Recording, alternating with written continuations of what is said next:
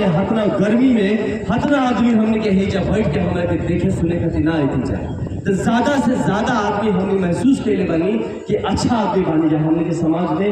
अभियो ऐसा आदमी बा, ज़्यादा आदमी ऐसा बा जो समाज के भलाई चाहता, ज़्यादा से ज़्यादा आदमी बस का बा की हिम्मत नहीं कर पावत कभी सामने आवे के, ज़्यादा से ज़्यादा आदमी बोल नहीं पावत खुल के कि हम लड़े खातिर तैयार बनी, हम अच्छाई और सच्चाई से खड़ा बनी, हम धर्म के साथ खड़ा बनी। अब की बार ये शुरुआत है, ये हुंकार हमारे पैतृक गांव जिगना से हुआ है। आज मैं अपने पैतृक गांव से हूं और हमारे पूरे ग्रामवासी हमारे घर के लोग हैं, ये सब के सब गांव के, और यहाँ से हम लोगों ने आज शुरुआत किया है। कल सिंबल आवंटन के बाद ये पहला हम लोगों ने स्टार्ट किया, तो अपने पैतृक गांव से ही शुरुआत करना, अपने सोखा बाबा हमारे कुल देवता का आशीर्वाद लेके आज हम शुरुआत करें यहाँ से, और यहाँ से हम लोगों की जीत सुनिश्चित है। अभी आपने अपने संबोधन में ठग और षड्यंत्रकारियों के नाम से संबोधित कर रहे, किसे कह रहे थे? ये हम उन्हीं को कह रहे थे जो जानते हैं अपनी ज़मीर में कि ये ठग कौन है, षड्यंत्रकारी कौन है। कि कल हमें एक सिंबल अलॉट होता है और एक क्रमांक संख्या 7 मिलता है, और रातों रात वो पहले हमारा नाम होता है और दूसरी बार किसी का होता है।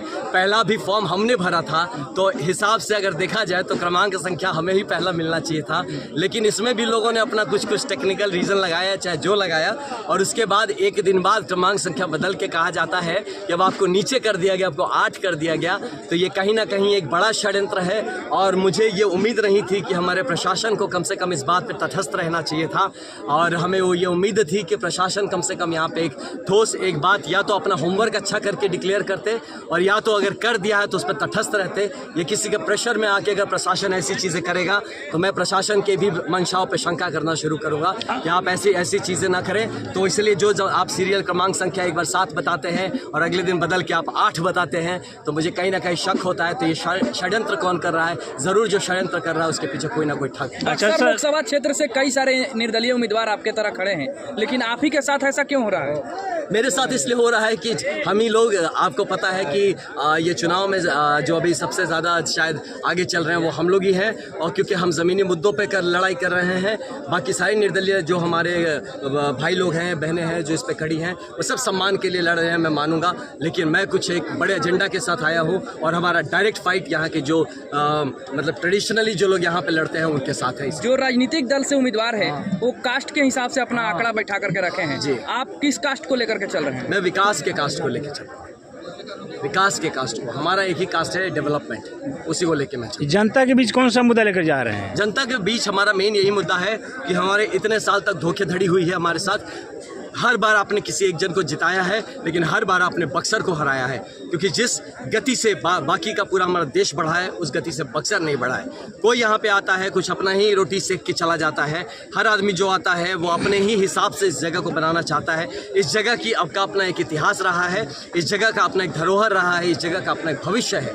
उसको सब छोड़ के इसमें सब अपना रोटी सेकते लगे हैं, और उसके इर्द गिर्द जुड़ के कुछ ना कुछ लोग इसके साथ। हर जनमानस के दिलो दिमाग में एक ही बात चल रही है कि IPS जैसे मान सम्मान प्रतिष्ठा की नौकरी छोड़ करके पब्लिक सेवा में कैसे पहुंच गए आप? नहीं, देखिए, ये जो चीज़ है ये तो बहुत पुराना क्वेश्चन है। मुझे नहीं लगता कि ये क्वेश्चन का अब तात्पर्य बनता भी है। ये हम आगे की बात किया जाए, ये अब पहुंच गया हूं और एक बात पीछे छूट गई है। इसमें आने कारण यही था कि ऐसे ठग यहाँ पे हैं, ऐसे षड्यंत्रकारी यहाँ पे हैं, तो हम जैसे लोग अगर यहाँ नहीं आएंगे तो किस तरह से ये जगह सुधरेगा, इसका आंकलन आप कर सकते हैं। नहीं तो ये ठगी और ये षड्यंत्र के हम हवाले हमेशा अपनी ज़मीन को, अपनी मिट्टी, अपने क्षेत्र, अपने राज्य को हम नहीं छोड़ सकते। जिगना गांव में जो जनसभा में आपके बीच में भीड़ जो लगी है, क्या लगता है ये वोटों में तब्दील हो पाएगी? ये वोट है मेरे भाई, ये प्रॉपर टोटल वोट है। मैं बताता हूँ, जो नहीं दिख रहा वो भी हमारा वोट है।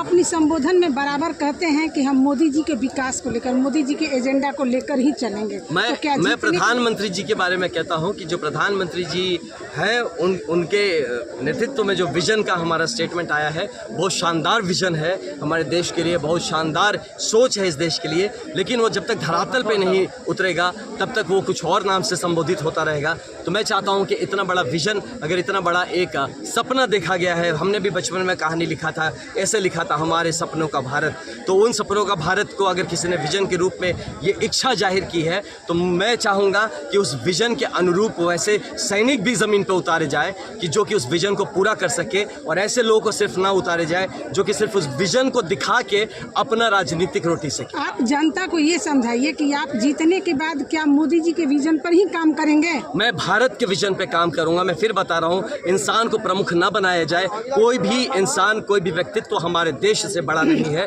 राष्ट्र हित से बड़ा कोई व्यक्तित्व नहीं है, हमारे क्षेत्र हित, हमारे ग्राम हित, हमारे परिवार हित से बड़ा भी कोई व्यक्तित्व नहीं है। तो मैं अपने परिवार हित, मैं अपने क्षेत्र हित, ग्राम हित, मैं अपने देश हित में काम करूंगा। वो विजन चाहे कोई भी लाए, कितना भी बड़ा, जो भी मेरे राष्ट्र हित का विजन है, मैं उसके साथ खड़ा हूं। आधी आबादी के लिए आनंद मिश्रा क्या सोच रखे हैं? आधी आबादी के लिए मैं पूरी आबादी के लिए सोच रहा हूं, जिसमें आपकी कही हुई आधी आबादी हमारी मातृशक्ति, हमारी बहन शक्ति, ये बहुत ही जो चीज़ मैं कर रहा हूं, देखिए मेरा 360 डिग्री एजेंडा होता है। इसमें हमारी मातृशक्ति के लिए हमेशा मैं सोच के चलता हूं कि उसमें वुमेन का रोल क्या रहेगा, क्योंकि एक स्पेशल उनके लिए एक संवेदनशील हमारा प्रयास बहुत ज़रूरी है, एक संवेदनशील पॉलिसी डिज़ाइनिंग ज़रूरी है। वही नहीं, जो हमारे दिव्यांग भाई बहनें भी हैं, उनको भी हमें ध्यान में लेके चलना है। तो इसीलिए मेरा जो पूरा चीज़ है, मैं चाहे आपको स्वास्थ्य की बात करूँ, मैं आपके लिए इसकी शिक्षा की बात करूँ, मैं आपके रोजगार की बात करूँ, व्यवसाय की बात करूँ, मैं धर्म की बात करूँ, अध्यात्म की बात करूँ, इन सभी क्षेत्रों में मैं जो आधी आबादी की बात करता हूँ, मैं सबको समग्र लेके चलता हूँ, और साथ ही साथ मेरे दिव्यांग भाई बहन जो हैं उनको भी मैं साथ लेके चलता हूँ।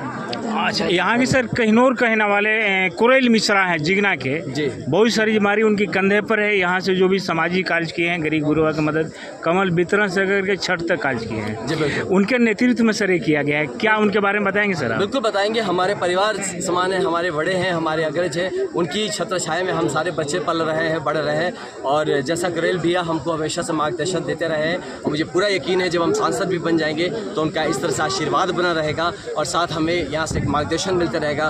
मैं जिगना से हूँ तो कहीं ना कहीं मेरा जागरण, मेरा जागना भी जिगना से ही होगा। बहुत बहुत शुक्रिया महत्वपूर्ण जानकारी के लिए, धन्यवाद। इससे तो आदमी अनुभव करता है, अनुमान लगाता है, लेकिन हमारे जो प्रोग्राम जो हमारे यहाँ हुआ है, इसको देखने से तो ऐसा लगता है कि आनंद मिश्रा जी का सीट निकल चुका है, और लड़ाई में हमारे आनंद मिश्रा जी हैं। इनके प्रति लोग को बहुत रुझान ज़्यादा इसलिए हो गया है कि इनके जैसा अभी तक कोई लीडर बक्सर में उतरा नहीं, और जनता इस तरीका का मूड बना लिया है, जनता इस तरीके का मूड बना लिया है कि हमको ऐसा अफसर को, ऐसा ईमानदार आदमी को हम नहीं खोएंगे। लेकिन हर बार तो दल के हिसाब से लोग वोट करते हैं, तो इस बार निर्दल कैसे होगा? अब ऐसा है कि हर चीज़ का परिवर्तन होता है। ये जो पार्टी है छली है, जो भाजपा पार्टी है, इसने छल किया है। अभी आप लोग देखे हैं कि पहले 7 नंबर पर था, अभी 8 नंबर पर करा दिया। एक आनंद मिश्रा नॉमिनेशन किए थे, दूसरा आनंद मिश्रा को नॉमिनेशन करा दिया। ऐसा काम कौन करता है? क्या लगता है सीधा लड़ाई वो नहीं ले पा रहे हैं आनंद मिश्रा से, वो बहुरूपियों का सहारा ले रहे हैं? वो लेंगे ही ना, सीधा लड़ाई में है ही नहीं तो कैसे लेंगे? छल कौन करता कहाँ तक है? जायज जो मानते हैं जीतने का, हारने का जिसको उम्मीद रहता है। इस चाल को कहाँ तक आप लोग जायज मान रहे हैं? इन चाल को हम जायज ही नहीं मान रहे हैं, हम एकदम बिल्कुल ही ना जायज है। क्या इसका जवाब जो है जनता देगी? दे दिया है, शुरू हो गया है। वो बेशर्म है, उसको समझ में नहीं आता है। जिगना के गांव के जो लोग हैं वो कहीं ना कहीं इनके पूर्वजों से जुड़े हुए हैं। क्या 10 दिनों में, अगले 10 दिनों में सरकार से आह्वान किया गया है कि आप लोग गांव-गांव जाइए? जाएंगे आप लोग? हम सब निकल चुके हैं। हम अपने कमान 2 दिन पहले हम लोग अपना बता दिए हैं कि किसको कहाँ, किसको कहाँ। हमारे गांव में एक बच्चा भी दिखाई नहीं देगा। तो पूरा गांव जो है, पूरा गांव पूरा गांव हमारे में हर कष्ट के लोग हैं। हमारे गांव में, हमारे गांव के किसी बच्चा से पूछिएगा तो आनंद मिश्रा। अच्छा, एज ए कुरेल मिश्रा आप सर कब कदम रखेंगे राजनीति में?